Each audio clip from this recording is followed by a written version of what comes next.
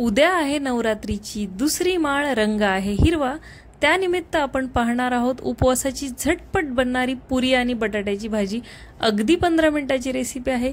1 cup मी इथं राजगिऱ्याचं पीठ घेतलेलं आहे। सोबतच जेवढं पीठ आहे त्याच्या पाव कप उकडून कुस्करून घेतलेला बटाटा घेतलेला आहे।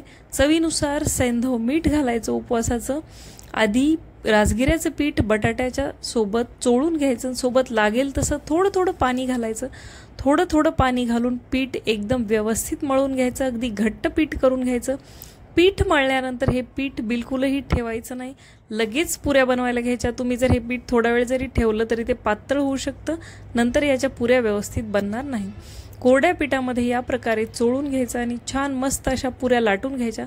थोड्याशा या पिठाला चिरा जाऊ शकतात, तुम्ही हवं असेल तर असंच याला तळू शकता, किंवा अगदी गोल आणि परफेक्ट पुरी हवी असेल तर आपली कुठलीही भांड्यातली एखादी गोल वाटी किंवा प्लेट घ्यायची, त्याने या पुऱ्या अशा व्यवस्थित कापून घ्यायच्या। सुंदर दिसण्यासाठी जर तुम्हाला करायचं असेल तुम्ही या प्रकारे करू शकता। छान तुपात मी या पुऱ्या तळून घेतलेल्या आहेत। खूप अर्धा ते 1 तास या पुऱ्या अशाच टम्म फुगलेल्या राहतात। टिफिनसाठी परफेक्ट रेसिपी आहे। अगदी छान खमंग खरपूस पुऱ्या बनून आपल्या तयार आहेत।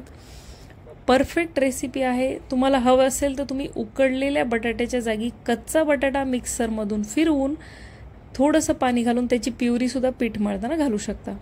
नंतर आपण बघत आहोत 2 मिनिटावाली बटाट्याची भाजी।